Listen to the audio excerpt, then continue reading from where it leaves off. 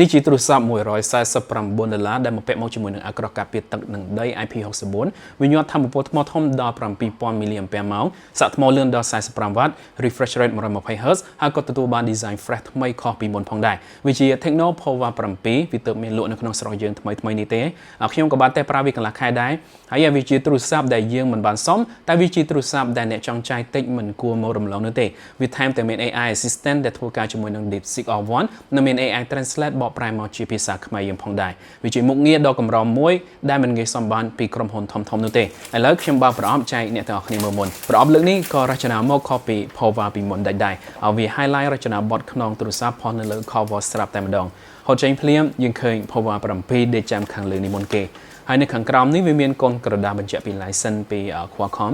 បានធានា13ខែក្រដាសណែនាំ case គ្រឿងមួយខ្សែ USB-C និងដុំសាក 45W ទទួលមកស្រាប់អញ្ចឹងយើងមិនពិបាករកទិញក្រៅទេបកមកទូរស័ព្ទយើងវិញអារម្មណ៍ដំបូងរបស់ខ្ញុំហើយ plastic ចេញហើយគឺពិតជាបាក់ចង្កេះជាមួយខ្នងវាខាងក្រោយនឹងខ្លាំងបើទោះខ្ញុំឃើញរូបភាព render នៅលើ poster ហើយតែឃើញក្រៅផ្ទាល់វាពិតជាស្អាត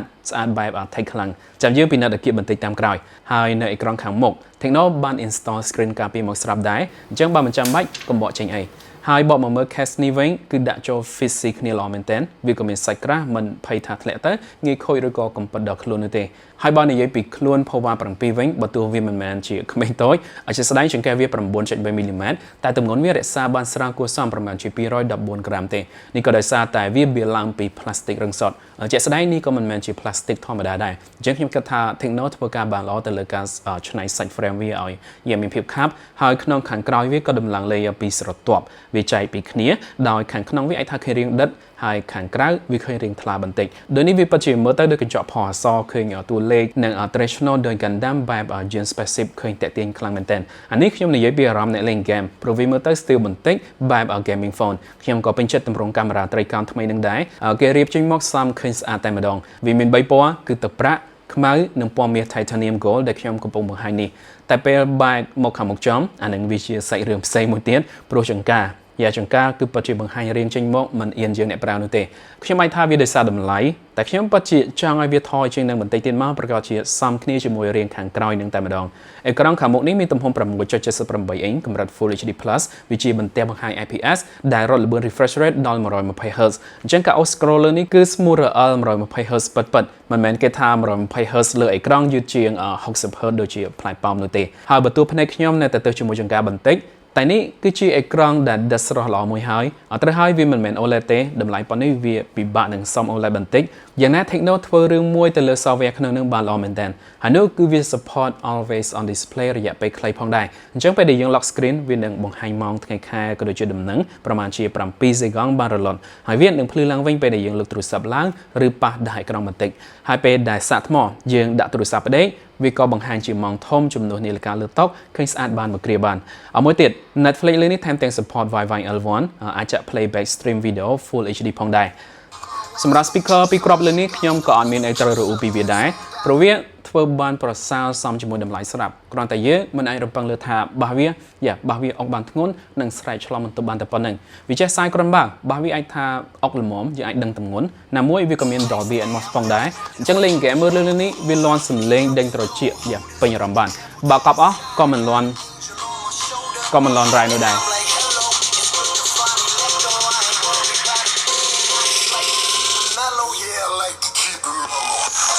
អ្វីដែលនៅតែស្វាគមន៍គឺ ROM .5 3.5 mm មិនទាន់ទៅណាទេវាក៏មាន IR Blaster បញ្ជាគ្រឿងអេឡិចត្រូនិកមាន NFC និងប្រើ sensor scan ម្រាមដៃរស់នៅជាមួយប៊ូតុង power ផងដែរវានៅតែដោះបានលឿនស្រួលឈរមេដៃទៅចុចបោកអេក្រង់និងអានស្នាមម្រាមដៃ unlock ភ្លាមបានលឿនក្នុងពេលតែមួយហើយនៅខាងឆ្វេងកែងខាងលើនេះជាកន្លែងដាក់ SIM សន្ទះ slot វាអាចថែម micro SD card បានផងនិងអាចដាក់ SIM 4G ចំនួន2បានផងហើយអ្វីដែលកាន់តែពិសេសគឺបើទោះជាគ្មាន SIM ឬស្ថិតនៅតំបន់គ្មានសេវាក៏ Pova 7វាអាចធ្វើការ call ឬក៏ផ្ញើ SMS ជាមួយនឹង smartphone Tecno ផ្សេងទៀតដែលបំពាក់មុខងារ Free Link ក្រោមចម្ងាយ1 km បានដោយមិនគិតថ្លៃផងដែរវាតាក់ទងគ្នាដោយ icon តាមមុខងារ Ultra Link បែបនេះវាពិតជាដោះស្រាយពេលដែលអស់លុយឬក៏គ្មានសេវាអាចនិយាយគ្នាតាម Pova 7នេះជំនួសបាន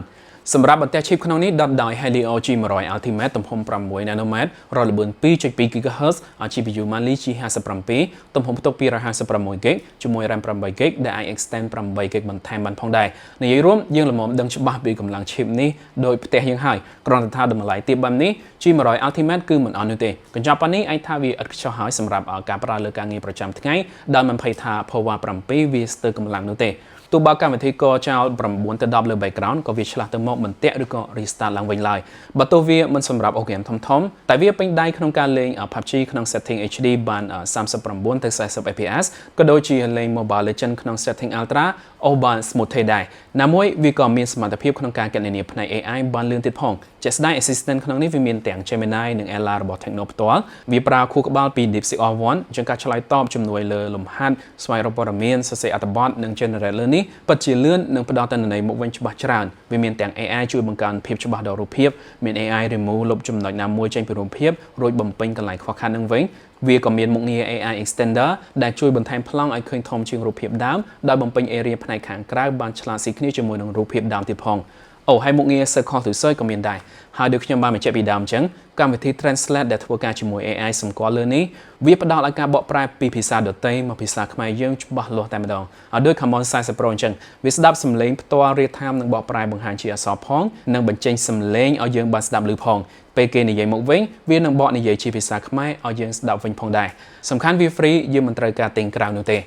ហើយទៅលើកម្ដៅប្រើកន្លះខែមកនេះខ្ញុំមិនជួបពេលដែលវាឡើងក្ដៅលើសពេលដែលប្រើធ្ងន់ឬក៏ឆាប់ក្ដៅខុសពីធម្មតាដែរបើទោះជាលេងហ្គេម2ម៉ោងជាប់ក្នុងវាមិនចម្លងចំហាយក្ដៅមកខាងក្រៅខ្លាំងឡើយវាល្មមក្តោបលេងបានយូរធម្មតាដូចនេះវារក្សាកម្លាំងម៉ាស៊ីនរត់បានថេរជាប់ក៏ដូចជា off frame rate ស្មើមិនងាយធ្លាក់ដូចគ្នាហើយ Android 15ស្រោបស្បែក iOS 15.1 ថ្មីលើនេះគឺពិតជាប្លែកជាងអ្វីដែលយើងឃើញនៅលើទូរស័ព្ទ Power ពីមុនផ្សេងទៀតឆ្ងាយវាជាការច្របាច់ design រវាងសាច់ 3D សាច់កញ្ចក់និងប្រើ color ទឹកក្រូចខ្មៅសនិងប្រផេះមើលទៅ pop ស្អាតទាក់ភ្នែកមែនតើ Techno ក៏ចូលជ្រៅលើការ design ជាង300 icon ឡើងវិញដើម្បីដាក់ឲ្យវា fit ស៊ីគ្នាគ្រប់កម្មវិធីទៀតផងហើយទាំងកម្មវិធីផ្លូវកាត់និង setting ក៏ដូចជាការប្រើ font transcend ថ្មីហ្នឹងគឺពិតជាសមគ្នាខ្លាំងខ្ញុំក៏ពេញចិត្តពេលដែលបើកប្រអប់ដំបូងវាមិនមានកម្មវិធីដំឡើងក្រៅច្រើនហើយក៏មិនមានពាណិជ្ជកម្មទៀតនោះដែរ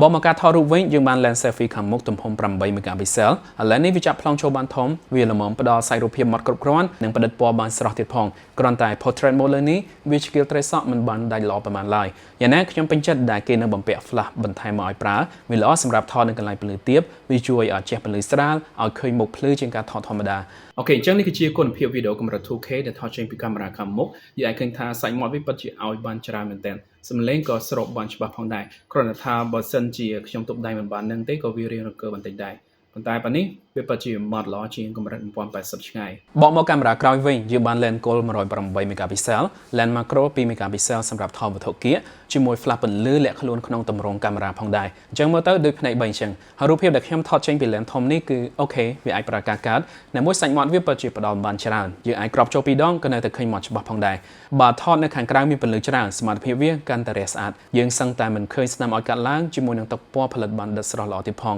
Dynamic range អាចថាមិនទាញបានខ្ពស់ខ្លាំងតែប៉ុណ្នេះគឺ standard budget កាមេរ៉ាហើយវាល្មមថតគៀកវត្ថុចេញព្រាម background ខាប់ស្អាតនិងផ្ដល់ portrait shot ឃើញលេចធ្លោក្រនបារបស់វាដែរជាក់ស្ដែងចន្លោះដៃចន្លោះជើងវាសម្គាល់បានត្រូវត្រីសក់ក៏កាត់បានស្អាតស្មើល្អទៀតផងវាមិនច្រឡំកាត់ខុសជាមួយនឹងផ្ទៃខាងក្រៅនេះទេស្ដាយតែមួយទេដែលវាគ្មាន OIS ដូចនេះថតពេលយប់ត្រូវទប់ដៃឲ្យនឹងបន្តិចនិងប្រើណែមុតជាប់ទៅរូបភាពវាឆាប់ត្រីឃើញច្បាស់និងរក្សាពន្លឺបានភ្លឺដោយអ្នកទាំងអស់គ្នាឃើញស្រាប់ទឹកដៃវាក៏មិនអន់ដែរប៉ុន្តែនេះវាបំបត្តិស្នាមឲ្យបានច្រើននិងផ្ដល់ប្លង់ឃើញស្រស់ល្អទៀតផង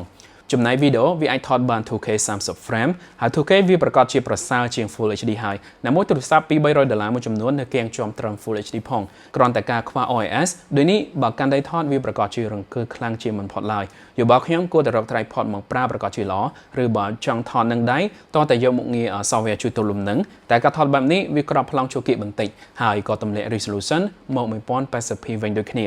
បកមកធម្មពលថ្មលើនេះគឺជាចំណុចខ្លាំងបំផុតរបស់ Power 7យើងនិយាយពី battery 7000 mAh ហើយតួលេខវាមិនកុហកយ៉ាងទេសម្រាប់អ្នកប្រើទូទៅវាជាទូរស័ព្ទ2ថ្ងៃបានសាកថ្មម្ដងខ្ញុំតែនៅក្នុង PC Mark វារត់ដល់18ម៉ោង47នាទីជាប់ក៏វាសល់ទឹក 13% វិញដែរហើយបើយើងប្រើធ្ងន់លើការមើលរឿងថតរូបច្រើននិងលេងហ្គេមច្រើនវាហូបបានដល់10ម៉ោង40នាទីនៅលើអេក្រង់ជាប់បានអស់ថ្មអានេះខ្ញុំតែនៅលើពន្លឺអេក្រង់ 70% សំឡេង